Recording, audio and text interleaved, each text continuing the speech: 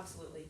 As a chamber, there are absolutely roles for us to play in all of those scenarios that you've just outlined, taking the scenario planning as a model. So thank you for that, and thank you for again your positivity and the positive message that you've put forward this morning.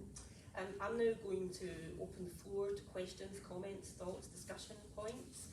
We don't have a floor mic, unfortunately, but I think we're a compact enough bunch that we'll be able to hear everyone as long as you speak loudly and clearly. If you can just let us know your name and where you're from before you speak, and can I invite any questions from the floor, or I have something to kick us off if no one's needs some time to get going. No? Yes. Catherine Leach, I'm Chairs Consulting. It's an incredible report, as you say, the effort that goes into all this and the research and the actual substantive work. But talking directly to super city system, has there been any thought of independence referendums and the impact that would have on a super city system in the Scottish context? Shall I just, can you hear me okay if I don't switch the mic on?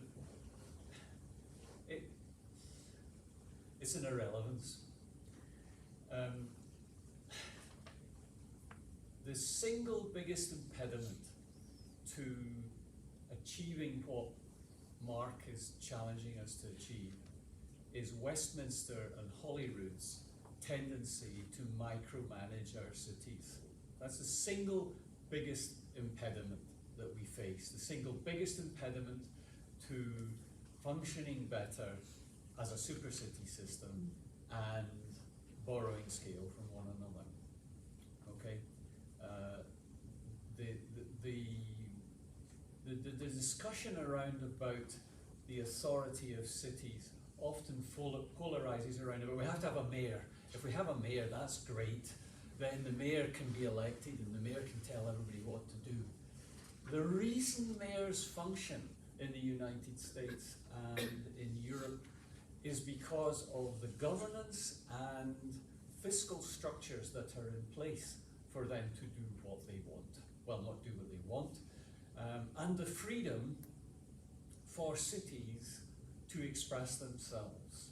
So mayors tend to be a reflection of the people of the city. That's how they get elected.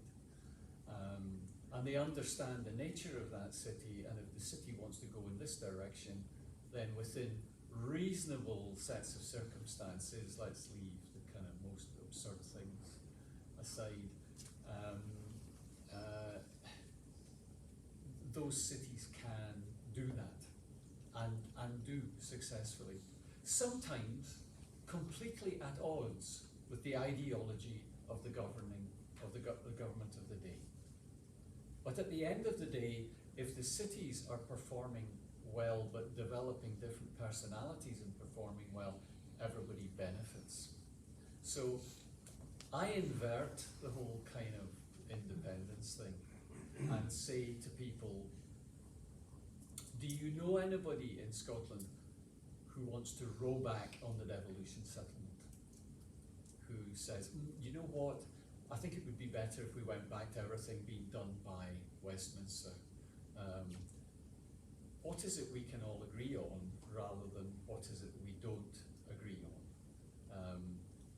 Speaking personally, I think that the fact that we have proportional representation is helpful because it requires parties to collaborate, and sometimes very strange bedfellows collaborate in terms of trying to drive the city and the city region forward.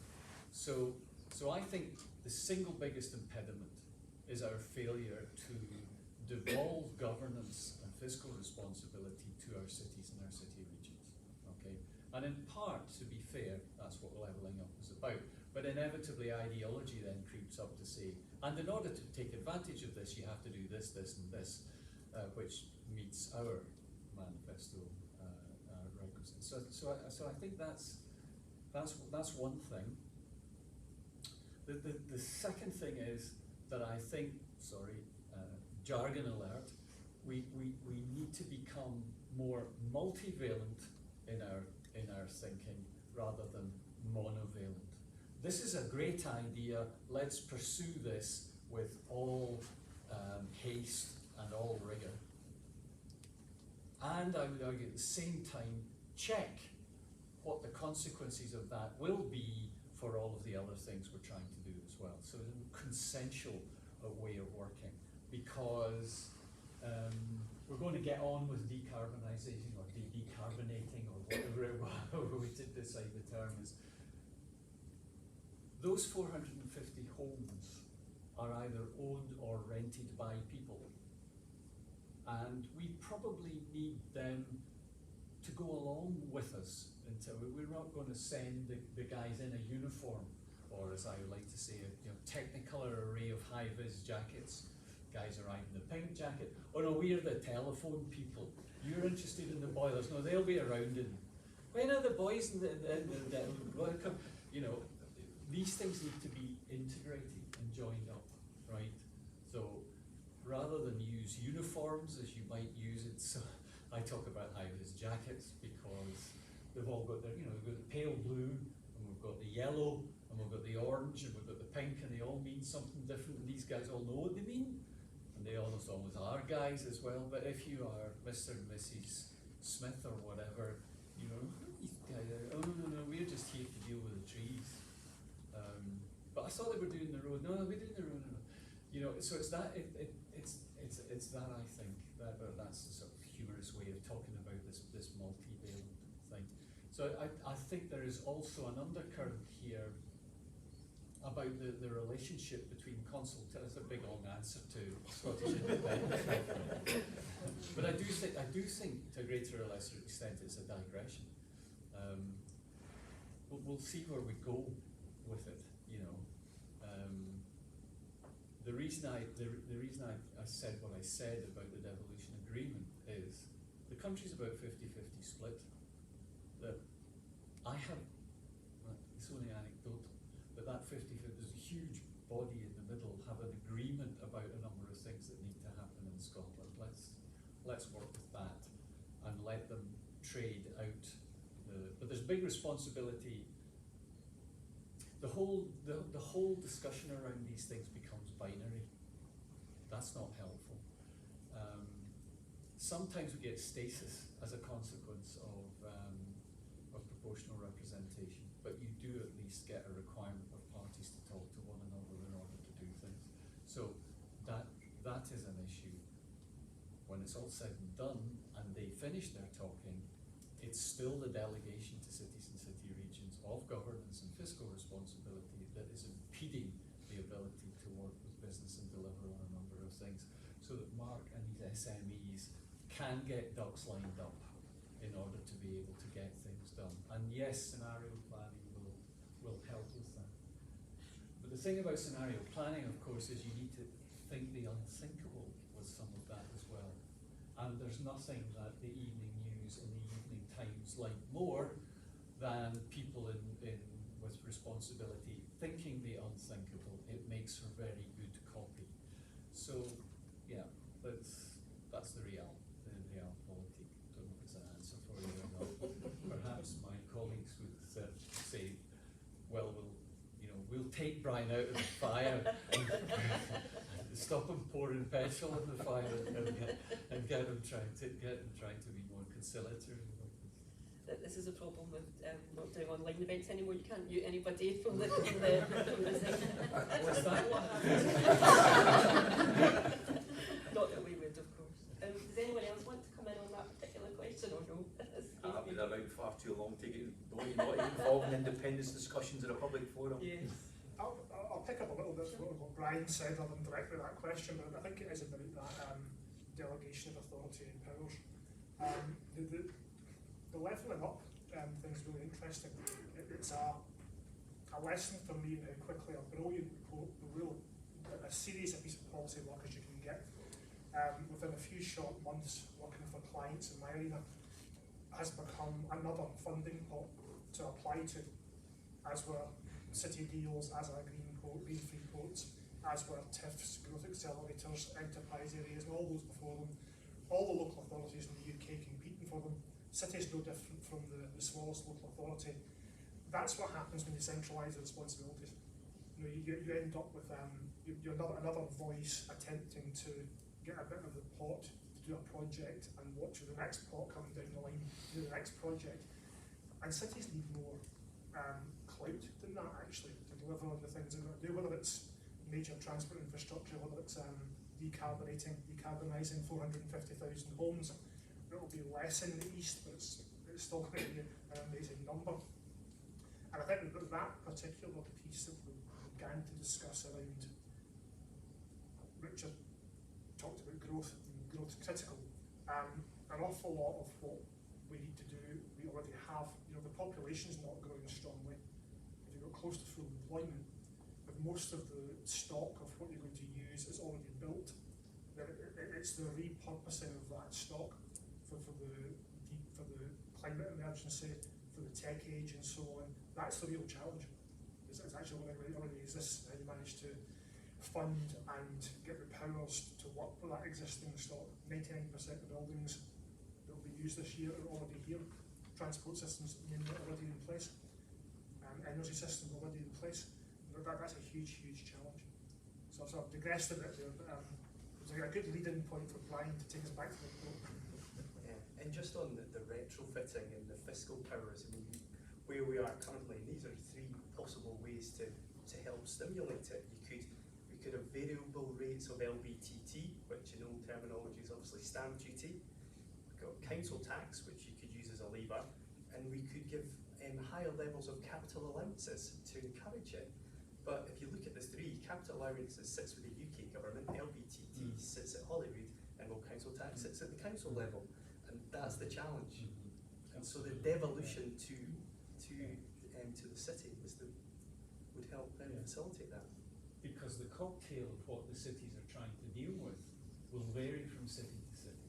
So they need the ability and the responsibility to line those things up to deal with the characteristics of the city in question, rather than some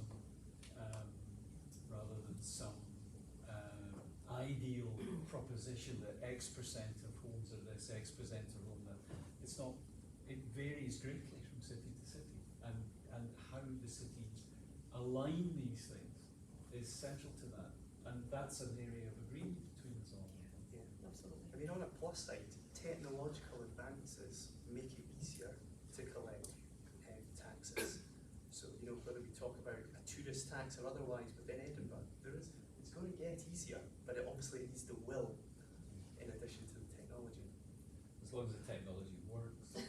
Well, the number plate recognition thing is quite interesting on occasions. You know, trying to convince the Dutch government that you were actually in Bristol at the time they think you incurred a speeding fine. Thank you for that. Gary. Thanks. Gary Jebb, University of Edinburgh. A couple of observations. I couldn't agree more, Brian, that micromanagement is one of the limiting factors that we have to live with. And clearly the last couple of years have been very interventionist, and weaning ourselves off intervention by government is going to be quite challenging. And I think that's a big cultural reversion that we need to get back through. I think the other limiting factor as a relative newcomer to Edinburgh is that we see the competition as 40 miles down the road or 100 miles up the road. That's not true. That's partnership. And we set our standard by 40 miles down the road. And that's the road to nowhere. Absolutely. So that's a real problem for us at this point in time. Richard, I couldn't agree more. I think that we regularly fail to take the opportunities set before us. And many in the room, and Joanne would be utterly sick of it, but I always use the example of Boston. And if you look at the impact of MIT and Harvard on Boston as a city and as a region, it's profound. And we clearly have 4 universities in this city, and yet you don't see the impact to the same extent. And University of Edinburgh, I would say, is clearly within that echelon of MIT and Harvard, and we don't see that impact. And that's an opportunity that we miss. Mark, if I come to your proposition, I think the issues for me are about delivery. But the issue that I see as the biggest challenge for delivery, and I suspect there's others in the room, is resource availability. It is almost impossible to employ certain categories of staff at this point in time. Brian, you talk about high-vis vests. They're quite useful because at least you could spot people. And I think our challenge at this point in time is to get some of the high-vis jobs done. and there's a huge resource problem, which actually probably should fold back into the report. Thank you, Gary. Does anyone want to comment on Well, those? just ask Gary whether or not, you know, the proposition of leading edge and trailing edge is something that started to occupy my thinking a bit. And if you think about the railway system, for example, we are kind of trailing edge in that. I mean, that, you know, trailing edge seems to I've started off being provocative. I might as well just keep going. We tend to be trailing edge, you know. So European colleagues can't quite realise we've never actually upgraded our railway system. We're still dealing with, in essence, a Victorian railway system that we put sticking plasters on, you know. So when we're trying to deal with this cocktail of change and deal with not only the you know, the micromanagement, the intervention, we're also dealing with all of that too. So that when it comes to saying, well, we're going to do something with stock or building stock or whatever, we can be dealing with things that were delivered decades earlier than what is delivered in the cities that we're comparing ourselves with. And the wisdom of cities like Boston, for example, which you plainly know well, their ability to recognise Beacon Hill, for example, as something, well, this is plainly of heritage importance, we need to cherish this. So they found a way to do that, and yet they can make radical interventions in other bits of the city, and do so quickly and successfully. And that's all about change and change management, isn't it? So, yeah, I'm really with you on those things.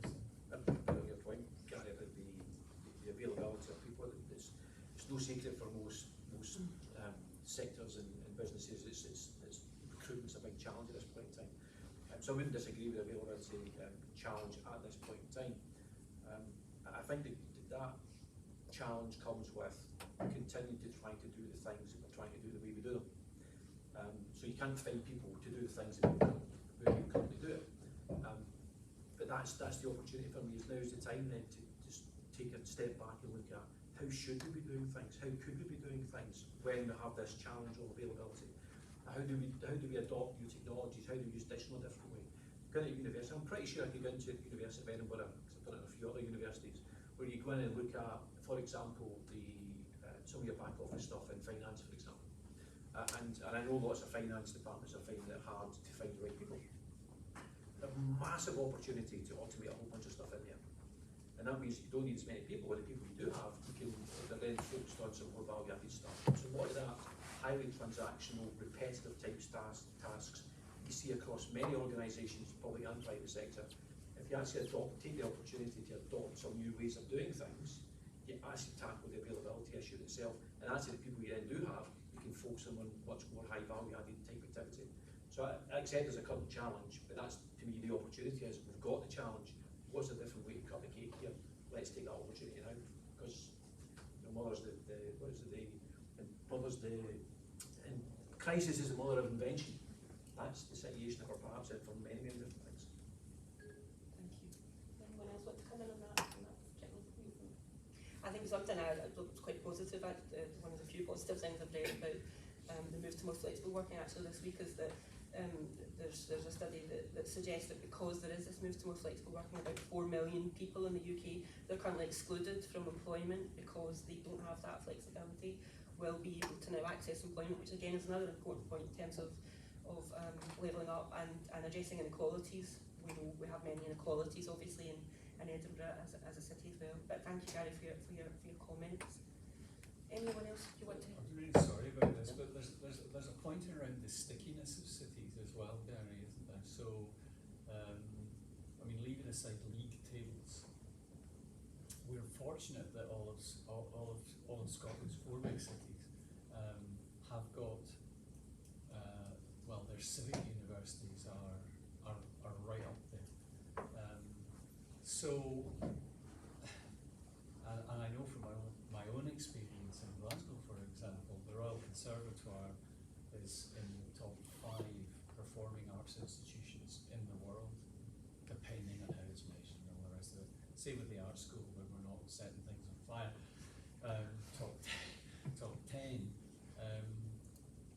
those contribute to the stickiness of the creative industries in Glasgow hugely. But we're not in Erasmus anymore, for example, so that's having a huge impact on our ability to recruit, which cascades through into the stickiness. Now, that's different to some of the things I think you might be talking about. Forgive me, about the research side of it and the research cloud. But that's something that troubles me quite a lot. I think. I mean, I would start my upper school lectures each year in the days when we did it, of course, face to face. Show of hands. Who did their part one in architecture terms here at the MAG? Who's from somewhere else? Who's from the UK? Who's from Europe? Who's from, and you got a feeling, you know, I haven't been able to do it for a couple of years, you know, but we had 90 nationalities in the upper school, in the School of Art. A lot of those, a lot of the bright ones would find their way into studios here in Edinburgh or in Glasgow, or they stayed in Scotland. Now, if you amplify that across lots of other things, all the other disciplines that I'm not skilled in and things, but law, medicine, the biosciences, tech, and things, that's a big issue around about human capital and growing our human capital. We can't do everything by automation. You know, we can't automate. Yes, of course we can and should do a lot more, but we need the bright sparks in whatever it is to fire Edinburgh City Region's economy, to fire Glasgow City Region's economy, and Aberdeen, etc., etc., etc. And you're so right about who we benchmark ourselves. So there's a huge appetite coming through this work for collaboration. Is a huge positive indication of that is the awareness of the chambers, I think. So that in terms of impact, which we all know about as academics, you know, one of the impacts of the first report was, which was commissioned by a leading private industry group in legal services, was the legacy that the chambers realised explicitly in a way that they weren't used to doing, that they had more in common than separated them, and it caused them to be the leading agents for the commissioning of this work and for putting together that coalition, which includes the Scottish Funding Council. That's where I think we kind of need to be going, and really setting aside the things that we all see because of our backgrounds and whatever our differences. What's incredibly important about things like today and the other two is the degree of concurrence of things that we need to do something with, and not the things that we don't. That's all about this systems thinking, I think, if you like, so that we can line things up in a way to target what we need to do. And growing our human capital that's not something you do overnight. You can't just go and buy the software to say that's good, we'll grow the human. You know, you need to speak to a lot of people. Absolutely, and scale them appropriately and invest in them. I mean, I think, you know, very much a journey between the automation query, we'll end up offshoring some things. Mm-hmm. I mean, my best pal from uni, he heads up the audit team at PwC in Brisbane, and a massive amount of the audit work gets done in India and in the Philippines. That's work streams that can be offshored. But then, you know, we need bodies on the ground. We're going to have to do something about immigration. My other half works in a GP surgery down the road. There's flats coming up left, right and centre. And they have primary responsibility for looking after all those people.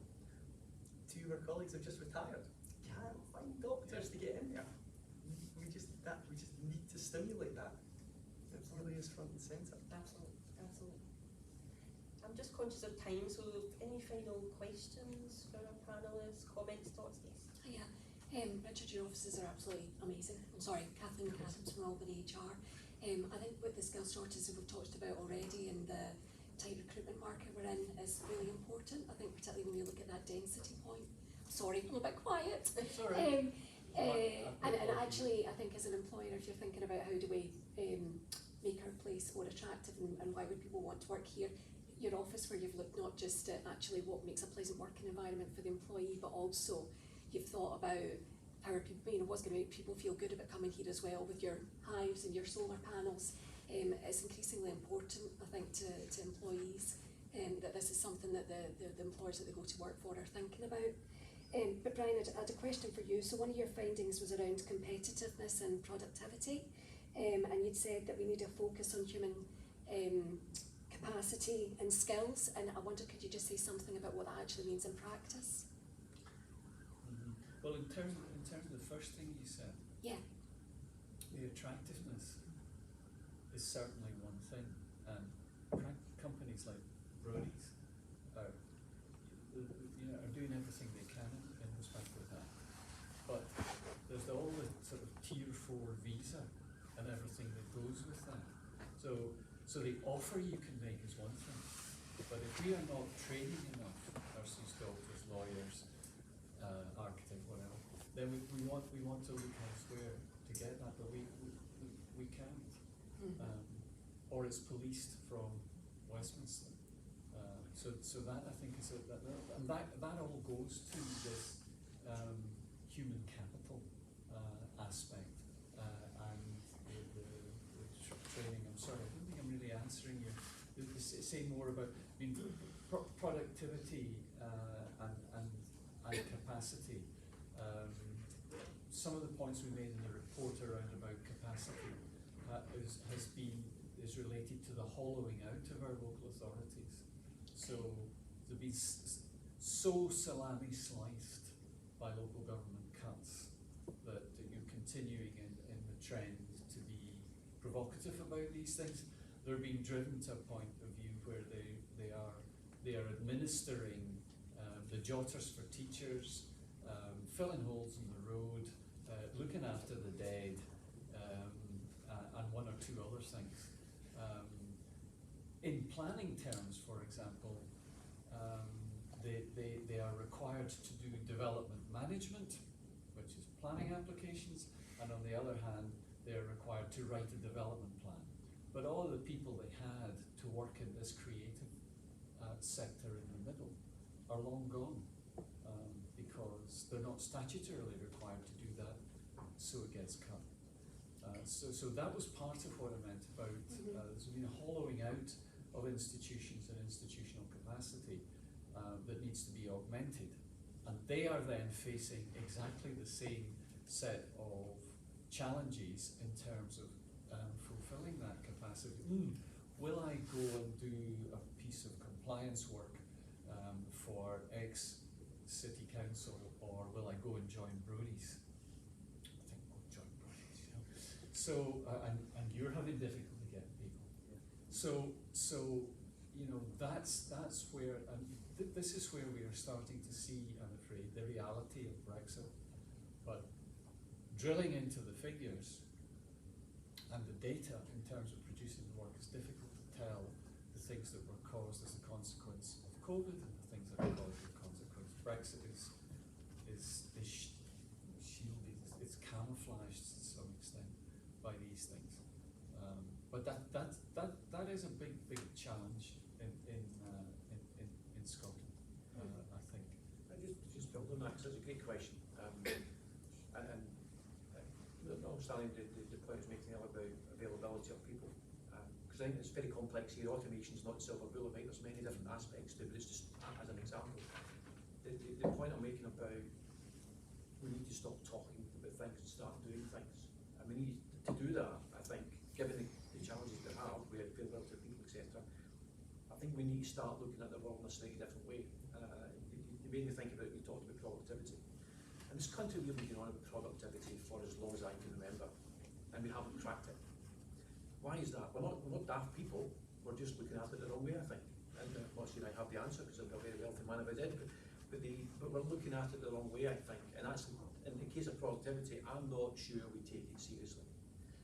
So there's a recent piece of CIPD research that just came out a couple of weeks ago, which actually says we've been more productive in the last 2 years. Employers are saying they've seen an increase in productivity, and I know there'll be an element of that which is about when organisations think they're all in this together, which you tend to do in a crisis, that you'll perhaps see more discretionary effort, a bit like you do in a start-up. Everybody thinks they're in the same boat.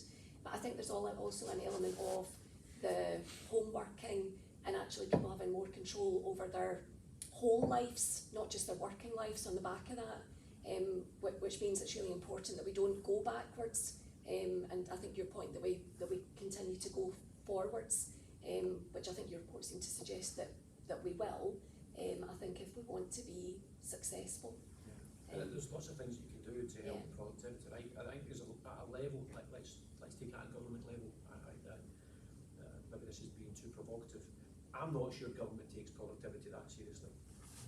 They talk a lot about it. This is my point. They talk a lot about it. What they're actually doing about it.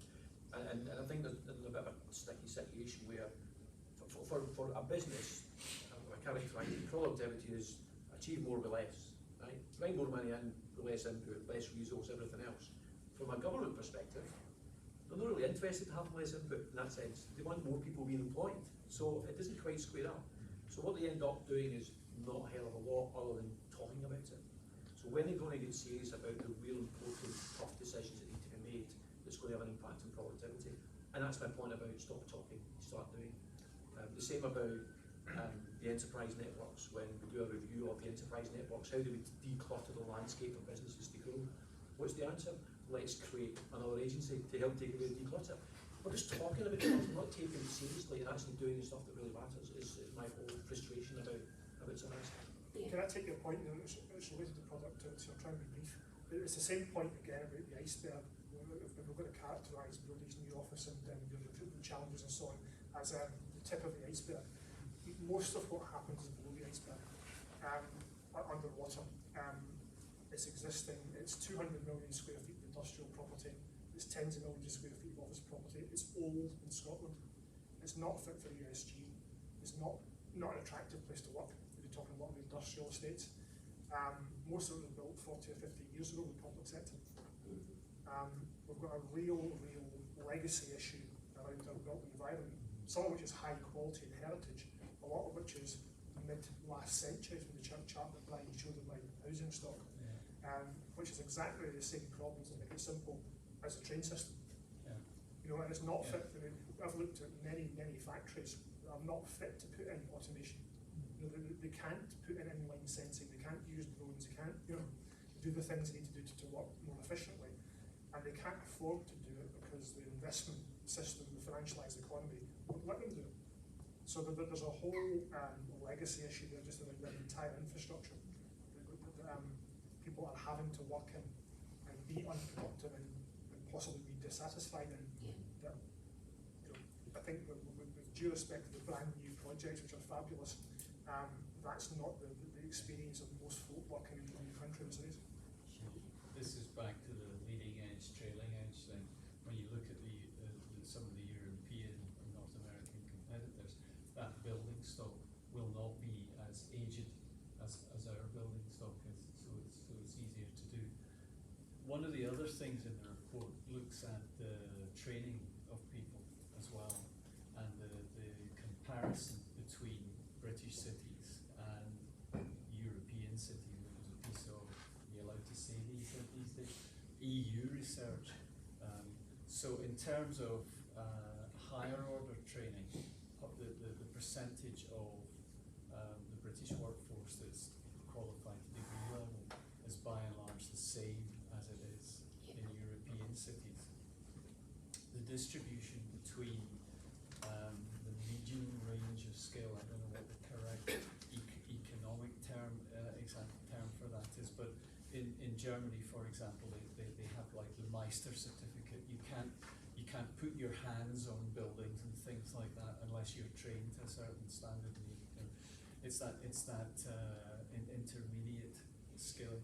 We're much poorer at that. The unskilled proportion of the British workforce is higher than it is across across Europe, and we've lost out on that. Now, some of what we've been trying to do, all the rhetoric around about apprenticeships and things, goes some way towards that. But in some respects, the institutions that were really successful about that in the UK were the armed forces, because people would come out with training as very high quality training in terms of motor mechanic, electrical, somebody once said to me at university, Brian, whatever it is a landscape architect wants to look at in the landscape, you can be sure that the American army's tried to shoot it out of the landscape. And it's that. So that there's something around about that, about the way we skill people, because some of the capacities that you're looking for are not necessarily achieved as a consequence of doing a degree at a higher educational institution. It's to do with occupational training that is still highly skilled, because retrofitting of boilers and all the rest of it, for example, all this kind of stuff, that needs skills, beyond those which many of us have. Is which screwdriver should I use for this? Into completely different skill sets around about meters and highly skilled. So I think the age of the stock and all the rest of it, that's starting to unearth some of the things around about productivity and capacity, the way we train, and what it is the fabric we're trying to do things with. Your iceberg analogies are really good. Can I just make one comment on the productivity? And I'm very much a massive champion for flexibility, but the word of caution is in connection with working from home. It's fine so long as everybody is already trained and they know what they're doing and they're executing what they're doing. But for example, last year one client said to me, Richard, see that young guy who works with you? I really, really like him, but he's only been with you since lockdown. How are you training him? He's not sitting beside you, looking into your conversation and learning through osmosis and the like. He can't learn through Teams. I would challenge that, because a lot of tech companies for years have worked with everybody working remotely and they've been massively successful. I think there's, as employers, we need to not look backwards and say, it works really great, and we did get that sort of like sitting by nearly learning when you were sitting beside somebody, and therefore we can't replicate that. We need to go back to doing an element of that and actually say, how did that person get that learning, and how do we make sure that happens in the world we're in now, rather than trying to go back to an element of what we had. I think that's where there's an opportunity again for employers, because I completely get it, and I've had it even in some of with my client firms where they've said solicitors, or they've come in a graduate scheme and they've had 2 years and they've not learned what they would learn listening to a partner on a telephone call or whatever, and you're absolutely right, that's the way we did learn. Now we need to do it a different way, because we're living in a different world. And just on your point where you, both your points about the learning and the productivity, I worked for the Scottish Funding Council years ago, and one of the reasons why we've got so many universities and we got rid of so many of the colleges was a known fact that in Europe they were more productive than us, and they had more people going through universities than we did. And it seemed to be ergo, if we put more people through and get more people coming out with degrees, we're going to be more productive as a nation. And it's not worked. And it's not worked because it's missing that whole layer, as you've quite rightly pointed out. I think it was too binary. Look at that, and therefore this means this is the solution, and it's not been. But there's a bit about the psyche and your perfect point about the infrastructure. It all needs looked at in the round. Just supporting that slightly, I do have a slight concern. I've got a slight concern that panels that speak about these things are full of people my age who think a certain way. Yeah. And we weren't right about internet shopping, we weren't right about cars and transport, we may not be right about office work. Mm-hmm. Listen, I think, sorry, I'm super conscious of time. I'm afraid that we've massively overrun, and I do apologise. I think that the whole flexible working productivity debate is something we could spend the whole day on, I'm sure, and still not come to a complete consensus or indeed a solution. Can I just begin to wrap us up now, if that's okay? I think I'm not going to spend a lot of time summing up. I frankly couldn't. I don't have the academic capacity to sum up entirely what's been said today. But I think the messages that I'm taking away from today are Edinburgh has much to be positive about, and that's really, in fact, my question is going to be on the complacency aspect of that, because I think that's a danger for Edinburgh, and for those of us that fight the corner for Edinburgh. In some respects, while all this is great and positive, it doesn't really help us in terms of fighting the corner sometimes for the city, but nonetheless it is positive. We've much to be thankful for: a strong knowledge economy, robust property market, as we've heard, good quality of life, our world-leading festivals, which we haven't really touched on today, but the contribution they make is huge and significant, and our world-leading, world-class universities as well. But we do also have many challenges, and I think the report has highlighted some of those. During furlough, for example, our furlough rate was one of the highest in the UK. Our universal claimant count rate had a higher percentage increase than in other parts of Scotland. So we're still vulnerable, and we still mustn't be complacent and take our opportunities and our leading role in many of the metrics that we've talked about today for granted, because that doesn't happen by accident. It happens with the hard work of many of the people that are in this room and many of the stakeholders from the city that haven't been able to be with us today. It takes that kind of collaborative effort. I just want to end on one point. There was a comment in the report which really struck me, and I think that this is something that we in Edinburgh ignore at our peril. In the report you say there is no end point, no arrival. Cities need to be dynamic or they decline. And I think that that's a mantra that all of us in this room and all of us in this city can absolutely get behind. So can I thank our panellists today, especially our speakers, Brian, Richard, Mark, and also Mark, and John Lord, who's not here today, but he's another one of the co-authors of the report. The full report is on the Chamber website. We have shared the link with delegates, but we will share it again post. Please, I would urge and encourage you to read it. There is a summary document too, which is also incredibly insightful and useful, so please look at that. Can I thank our co-sponsors, Anderson Brown, Brodie's, and for your hosting today again. Richard, thank you to Lee and Lorna and the team here. The Scottish Funding Council, another of our sponsors as we've mentioned, and our colleagues at Glasgow and Aberdeen Chambers of Commerce. Can I thank the Chamber team for their organisation and support today, and can I thank you for your attendance, for your contribution, for your patience and your listening to us, and also for your ongoing support of us and the Chamber. We have much work to do, and we can only do it with your help and collaboration and support. So thank you all very much. Thank you.